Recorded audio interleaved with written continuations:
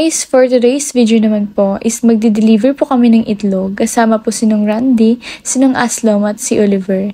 Ito pala guys yung itlog namin nadala. Nasa 75 egg trays po yan.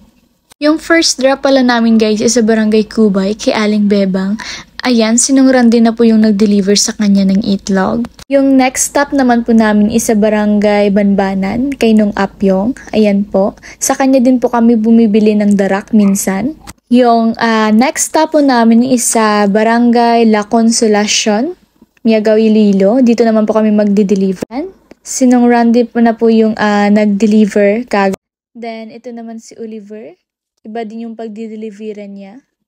Nag-video-video lang muna ako dito guys kasi sobrang init pa. Ilang balik na po pala sila guys dyan sa van kasi iniisa-isa nila yung pinagdi-deliveran nila. Ayan si Aling. Ako naman yung magdi-deliver kay Aling Susan. Ayan. Kinakalas ko na po yung tali ng egg trays. Then papunta na din po ako sa kanya kagad. Si Aling Suset pala guys yan, yung katabi ni Oliver. Nagtatanong po kung magkano na po yung itlog na binibenta namin kasi every week po yan, nag-iiba po yung prices, depende po. Sa next stop naman pala guys, ako naman mag-deliver kay Ma'am Gladys. Papunta na po ako. Then, after niya magbayad, nag-proceed na po kami sa next naman na deliver. Go po pala yan guys, nag-video-video muna at nagkaway-kaway sinong asa. Tapos, nung tanong pa pala si Aling Gina kung magkano na din po yung itlog namin kasi bibili din siya. Sa next stop naman, ako naman yung magdi-deliver kay Aling Porsing. Kukuha po siya ng isang tray na medium size.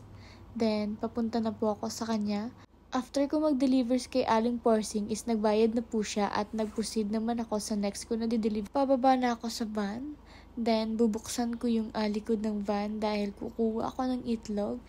Ayan, sa harapan, kumakaway sinong Aslam. Nakikita niyo po ba?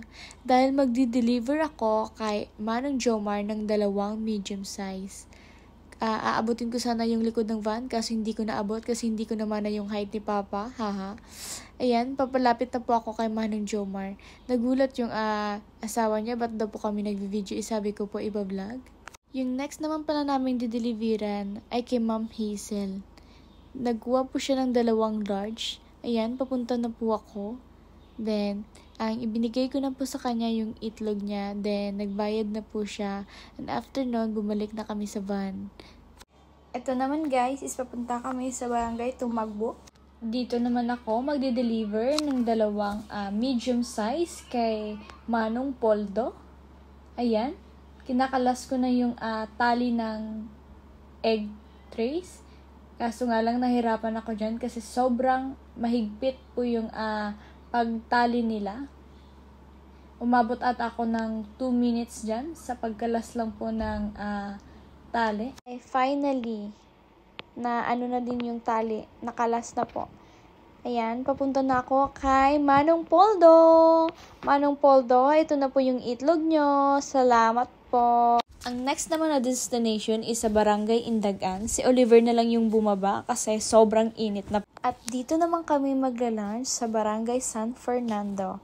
Kasama ko pala si Jan, si Tajina, sinong Aslom, sinong Randy, si Oliver, si Christian, at yung anak ni Tajina at si Nanay.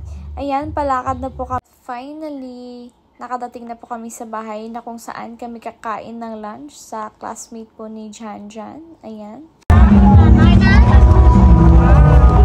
Tapos na ang manok pamista. Busog na kami, mapuli na kami. Kailangan kami guys. Ano na?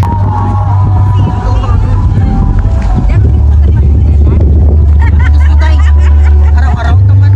Hindi man eh kung mura mo sa plano. Vlogger kita.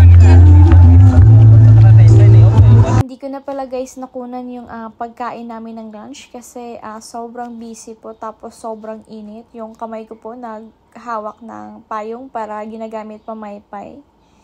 And finally, nabusog na po kami. Pauwi na po kami niya.